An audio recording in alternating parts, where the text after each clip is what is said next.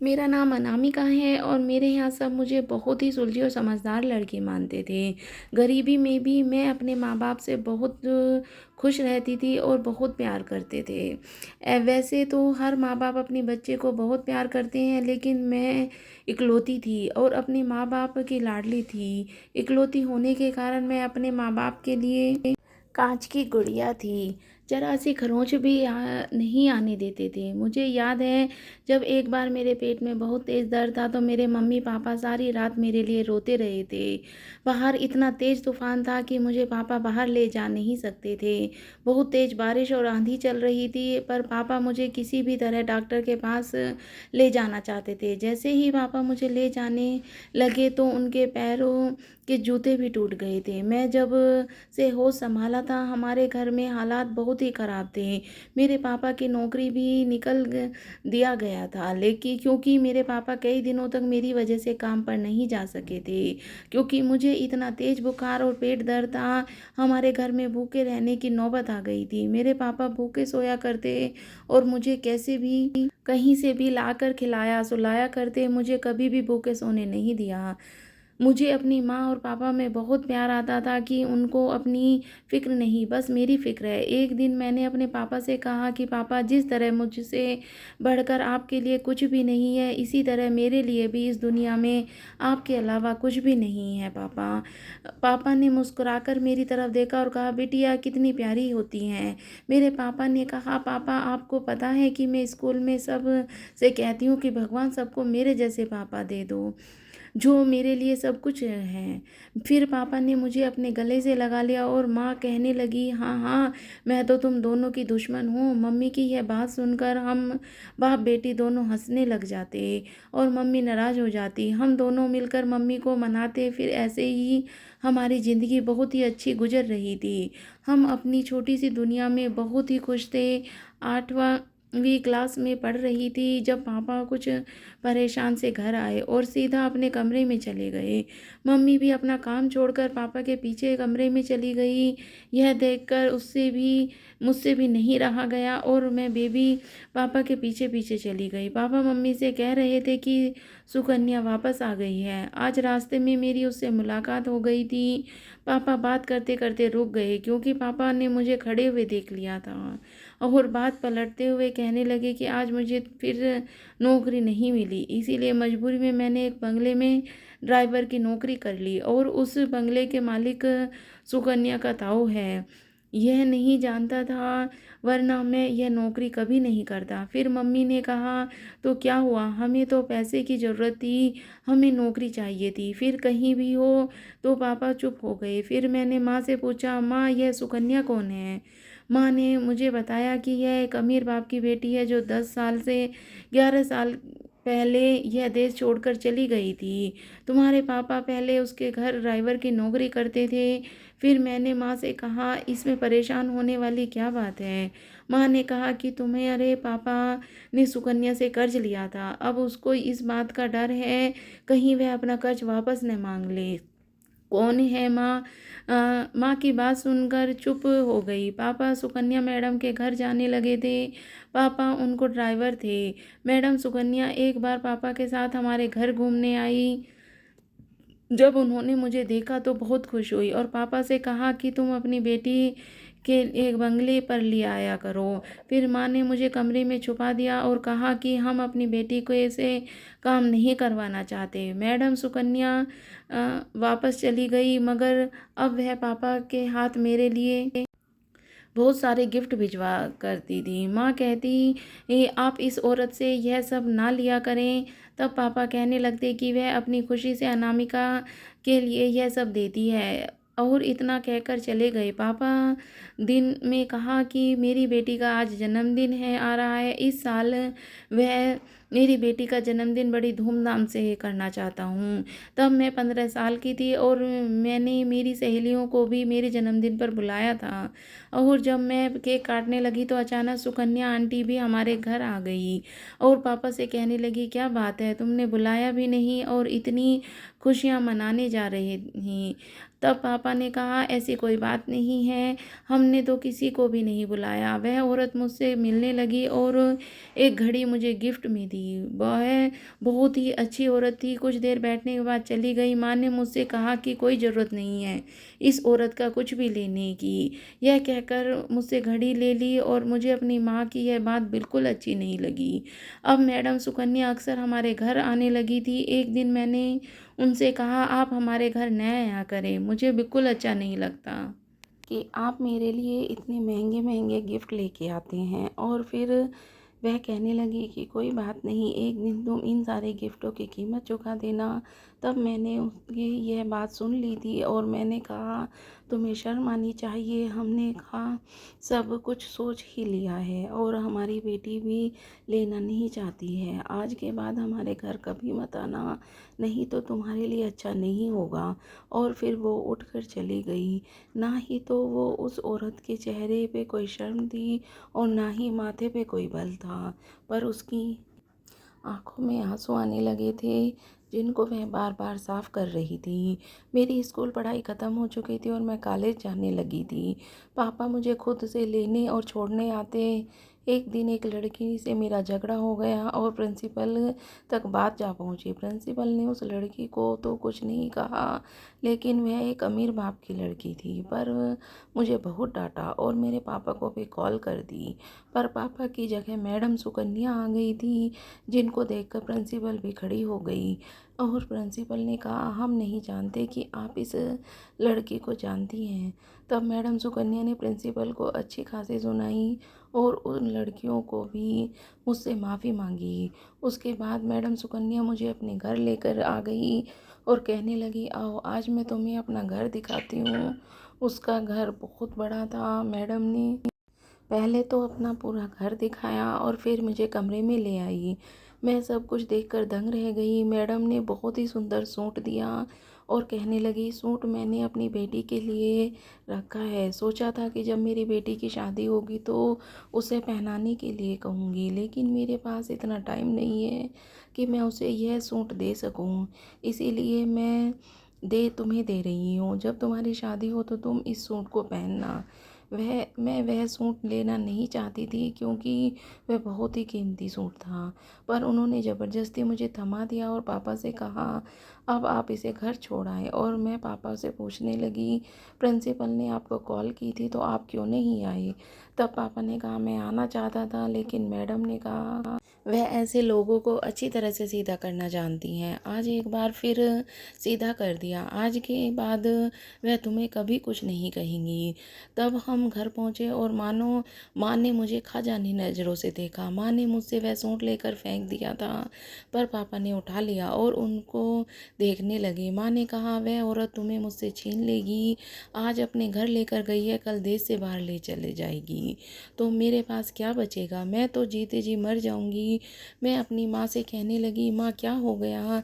बस वह आज कॉलेज आई थी, कॉलेज में कुछ झगड़ा हो गया था और आप मेरे लिए सबसे बढ़कर हैं। अगर आप कहेंगी तो मैं कभी भी उनसे नहीं मिलूंगी। माँ मुझे अपने सीने से लगाकर कहने लगी, मेरी बेटी मुझे छोड़कर कभी मत जाना, मैं मर जाऊंगी। टाइम निकलता गया, मैंने मैडम से मिलना छोड़ दिया। जब एक दिन पापा मुझे खुद मैडम के पास लेके गए, मैंने कहा, पापा अगर माँ को पता चला तो वह हम दोनों को नहीं छोड़ेंगी। पापा ने कहा, बेटी तुम डरो मत, मैं तुम्हारे साथ हूँ। मैडम की तबीयत ठीक नहीं है और वह तुमसे मिलना चाहती हैं। जब मैं उनके कमरे में गई तो वह सच्ची में बीमार थी। उनके पास एक लड़का बैठा हुआ था जो कि डॉक्टर था। मैडम सुकन्या ने मुझे देखा और मुस्कुराई और उस लड़के से कहने लगी, यह अनामिका है, और मुझसे कहने लगी, अनामिका, इस लड़के का नाम विकी है। फिर मैं थोड़ी देर वहाँ बैठी रही, फिर वापस अपने घर आ गई। कुछ दिनों बाद उस लड़के विक्की ने हमारे घर रिश्ता भेज दिया, जिसकी माँ जिंदा नहीं थी, बस बाप था। लड़का मैडम सुकन्या के कज़न का बेटा था। मुझे भी वह लड़का पसंद था। पापा ने कुछ दिनों को सोचने का टाइम मांगा था। फिर पापा ने मुझसे पूछा विक्की के बारे में। मैंने पापा से कहा, आप जिससे मेरी शादी करेंगे मंजूर है, लेकिन मेरी एक शर्त है। मैं जिससे भी शादी होगी वह लड़का मेरे साथ इसी घर में रहेगा, वरना मुझे विकी तो क्या किसी से भी शादी नहीं करनी है। जब विकी के पापा को यह बात पता चली तो विकी के पापा ने गुस्सा जताया। एक दिन विकी मुझे फ़ोन किया और कहा मैं ऐसे न करूं, वरना लोग क्या कहेंगे, मैं अपना घर छोड़कर तुम्हारे साथ तुम्हारे घर कैसे रहूँगा। मैंने कोई जवाब नहीं दिया, बिना ही फ़ोन काट दिया। मेरे कॉलेज की पढ़ाई ख़त्म होने वाली थी। मेरे पास से ही मेरे लिए एक रिश्ता आया, लेकिन मैंने उसके सामने ही यही शर्त रखी और वह लोग मान गए। पर पता नहीं क्यों मेरा दिल को खुशी नहीं मिल रही थी। ऐसा लग रहा था जैसे मैंने बहुत ही गलत कर दिया। माँ ने कहा मेरा मैडम सुकन्या बहुत ही दुश्मनी भरा रिश्ता सही पर है, पर उनका भांजा विक्की बहुत पसंद है। मैंने उनकी आँखों में अपनी बेटी के लिए प्यार देखा है और जिस तरह से वह हमसे मिलता है, ऐसे लड़के बहुत ही अच्छे और सुशील होते हैं। पापा ने अभी तक मेरे रिश्ते के लिए किसी से भी हाँ नहीं की थी। पापा कहते थे मैं पास में ही अपनी बेटी की शादी नहीं कर सकता, मुझे वह लोग लालची लगते हैं। एक दिन मैडम सुकन्या हमारे घर आई और बहुत सी बातें की, और जब वह जाने लगी तो मुझे एक कागज़ और एक फ़िल्म की सीडी देकर गई। कहने लगी मेरे जाने के बाद इसे लास्ट में देखना, और कहकर चली गई। मैंने अपनी माँ के डर से वजह से वह कागज़ और सीडी अपनी अलमारी में छुपा दी ताकि माँ को कुछ पता न चले। फिर कुछ दिन बाद मैंने सुना कि सुकन्या मैडम की मौत हो चुकी है। यह सुनकर मुझे बहुत हैरानी हुई और मैं रोने लगी, क्योंकि मैंने उनको बहुत टाइम बिताया था और मेरे सर पे तो आसमान टूट पड़ा जब मुझे पता चला कि सारी जायदाद मेरे नाम कर दी गई है। और बहुत बुरा भी लगा। अब मैं बहुत बड़ी एक मालकिन बन चुकी थी। यह दिन मेरे दिल किया कि मैं फ़िल्म देखूं जो मुझे वह देकर गई थी।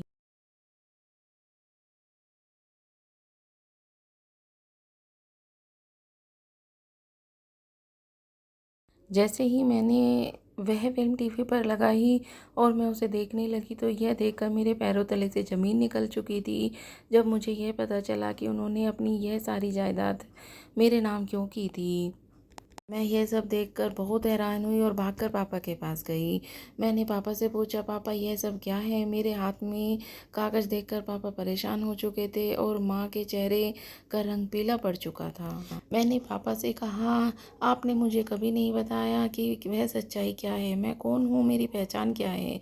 जब पापा ने कहा तुम सिर्फ़ और सिर्फ हमारी बेटी हो, तब मैंने उन्हें वीडियो दिखाया और पूछा यह मैडम इस वीडियो में क्या कह रही हैं, क्या ये झूठ बोल रही हैं। नहीं, ये झूठ नहीं है। अनामिका नाम रखने से मैं कभी भी अनमोल नहीं बन सकती। तब पापा ने कहा कि इस दुनिया में कोई भी बच्चा पैदा होता है तो वह बच्चा कोई भी अनमोल नहीं होता। यह उसके परिवार वाले और उसके आसपास वाले तय करते हैं कि वह कैसा होगा। तुम हमारी बेटी हो, हमने तुम्हें पाला है, क्या यह तुम्हारे लिए काफ़ी नहीं है। मैं रोते हुए वहीं ज़मीन पर बैठ गई। माँ ने मुझे आगे बढ़कर उठाना चाहा, पर पापा ने आंखों को देख रही थी, जिससे आंखों से आंसू बह रहे थे। और पापा ने कहा मुझे सच्चाई जाननी है कि मेरे साथ ऐसा क्यों हुआ। जब पापा ने मुझे सच्चाई छुपाने की कोशिश कर रहे थे, मुझे लग रहा था पापा एक बार मुझे सच्चाई बता देंगे तो मुझे कुछ पता लग जाएगा। और जो मैडम ने मुझे वीडियो में रिकॉर्ड करके दिखाया वह सब झूठ हो, एक मजाक हो। और फिर बार बार कहने लगे। पापा ने मुझे सच्चाई बताना शुरू किया। वे बताने लगे कि अरुण कॉलेज में पढ़ते थे जब सुकन्या मैडम ने अरुण से कहा कि वह प्यार करती है, उसके बगैर नहीं रह सकती और उनसे शादी करना चाहती है। अरुण उससे कहा कि वह उससे प्यार तो करता है पर उससे शादी नहीं कर सकता, क्योंकि वह एक गरीब घर से है और गरीब और अमीर के बीच कभी मोहब्बत नहीं हो सकती। और रही तुम्हारे पापा की बात, तो वह मुझे रातों रात ऐसे गायब करवा देंगे कि मेरी लाश का भी तुम्हें कभी नहीं मिलेगी। उस दिन के बाद वह सुकन्या से दूर रहता था। जब एक दिन यह बात सुकन्या के बाप को पता चली तो उसने अरुण को जान से मारने की धमकी दी और कहा कि तूने मेरी बेटी को फंसाया है, मेरी बेटी से दूर रह। यह बात सुनकर अरुण को बहुत गुस्सा आया और मुझसे कहने लगा कि पंकज, अगर मेरी बहन ना होती तो मैं सुकन्या से ज़रूर शादी कर लेता, पर मुझे इस बात का डर है कि कहीं मेरी बहन को कुछ न हो जाए। मुझसे अपने दोस्त की ये हालत देखी नहीं जाती। फिर एक दिन मैंने अरुण को घर अपना रिश्ता भेज दिया और हमारी दोस्ती रिश्तेदारी में बदल गई। हम दोनों बहुत खुश थे, अच्छी ज़िंदगी गुजार रहे थे। फिर अचानक अरुण कहाँ गायब हो गया, किसी को कुछ पता नहीं चला।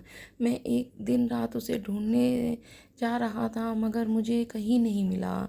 उसकी बहन, जो कि मेरी बीवी थी, वह भी अपने भाई के लिए बहुत परेशान थी।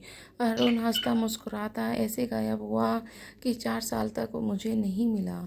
फिर एक दिन 2 बजे घर आया। वह छुपता फिर रहा था। इतने सालों बाद देखकर मैं बहुत खुश था। मैंने उससे कहा, तुम कहाँ थे और छुपते क्यों फिर रहे हो? उसने मुझसे भी कुछ बात नहीं की। हम सब तुम्हारे लिए कितने परेशान थे। और वह मुझसे कहने लगा कि मैंने सुकन्या से शादी कर ली है और हम 3-4 साल से ऐसे ही छुपते फिर रहे हैं। सुकन्या के बाप हमें जीने नहीं दे रहा। आज मैं तुम्हारी पास मदद के लिए आया हूँ। मुझे कुछ पैसे चाहिए। मैंने कहा, हाँ हाँ, क्यों नहीं, तुम यहीं बैठो, मैं अपनी बहन से बात कर रहा था। और अरुण यह जानकर बहुत खुश हुआ कि वह मामा बनने वाला है। मैंने जो अपनी दुकान के लिए पैसे जमा किए थे, वे मैंने अपने दोस्त को ये दे दिए। पर तभी कुछ लोगों ने आकर उसे हमारे घर मार दिया और वह अपने हाथ के इशारे से अपनी बहन यानी मेरी बीवी की तरफ इशारा कर रहा था। इशारा करते करते अरुण ने वहीं अपने प्राण त्याग दिए। जब मैंने अपनी बीवी की तरफ देखा तो उसके हाथ पर अरुण का खून है, पर एक गोली मेरी बीवी को भी खुद छू कर निकल गई थी। पूरा मोहल्ला इकट्ठा हो गया और अपनी बीवी को हॉस्पिटल लेकर भागा।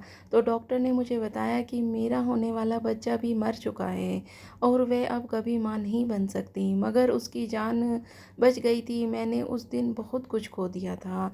उधर उस दिन सुकन्या को भी आपके बाप ने ढूंढ लिया था।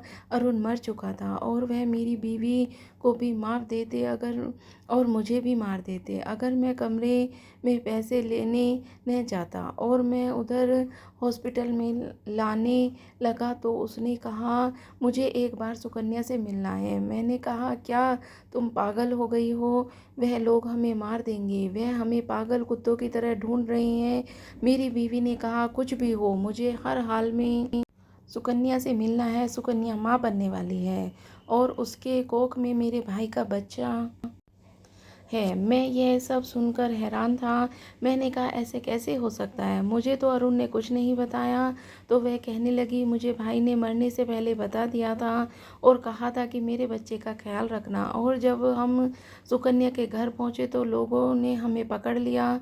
मेरी बीवी के जख्म अभी ताज़ा थे। मुझ पर एक के बाद एक कयामत टूटे जा रही थी। सुकन्या ने अपने बाप से कहा, अगर आप मुझे जिंदा देखना चाहते हैं तो इन लोगों को छोड़ दें, वरना मैं अपने खुद ही जान दे दूंगी। और उसके बाप ने हमें फिर छोड़ दिया। सुकन्या हमसे मिली और कहने लगी, यह लोग मेरे बच्चे को मार देना चाहते हैं और यह अरुण की निशानी है। मैं इसको खोना नहीं चाहती, बस कुछ दिन का इंतज़ार है। मेरा बाप इस बच्चे को पैदा होते ही मार देगा। अगर तुम मेरी मदद करो तो तुम लोग यह बच्चा संभाल लेना।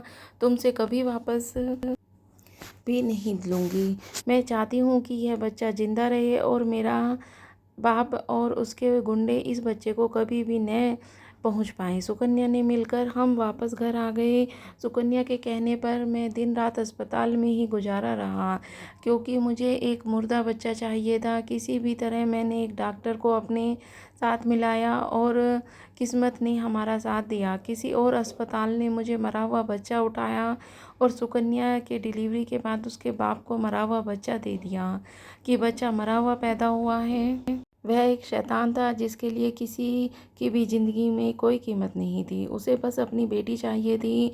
सुकन्या ने अपनी बच्ची हमें सौंप दी और कहने लगी कि तुम रे कसूरवार हूँ। मैं प्यार की खातिर मजबूर हो गई थी और मेरी वजह से अरुण की जान चली गई। तुम लोग कि गुनहगार हूँ, मुझे माफ़ कर देना। हम उस बच्चे को लेकर दूसरे शहर आ गए। मेरी बीवी उस बच्चे को अपने सीने से लगाकर रो रही थी। उसकी ममता जाग रही थी। वह उसके भाई की बेटी थी। सुकन्या देश से बाहर चली गई। उसने अपने बाप से जिद लगा ली थी कि वह कभी शादी नहीं करेगी।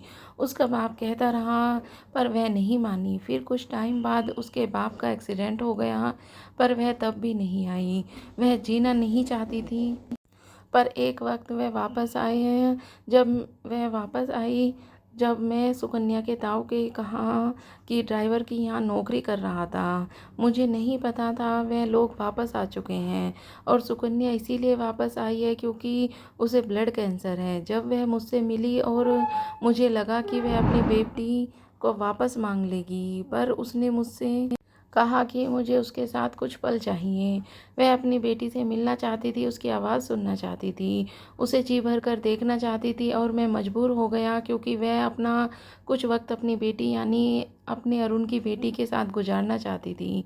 तुम्हारी माँ सुकन्या को इसलिए पसंद नहीं करती थी क्योंकि उसकी वजह से तो वह उसके भाई की जान गई थी। जिसको तुम अपनी माँ समझती हो वह तुम्हें पालने वाली माँ है, तुम्हारी बुआ है, तुम्हारे पापा की बहन है। तुम्हें जन्म भले ही किसी और ने दिया है और तुम्हारी असली माँ की ख्वाहिश थी कि तुम अपनी पसंद के लड़के से शादी करो जो कि तुम्हारी माँ की दोस्त का बेटा है। विकी एक अच्छा लड़का है और वह विकी से तुम्हारी शादी करना चाहती थी। और जो सूट तुम्हें सुकन्या ने दिया था वह विकी ने अपनी पहली कमाई से लेकर उसे दिया था, पर उस सूट को भी सुकन्या पहन नहीं सकी। हम तुम्हारी माँ बाप हैं अनामिका।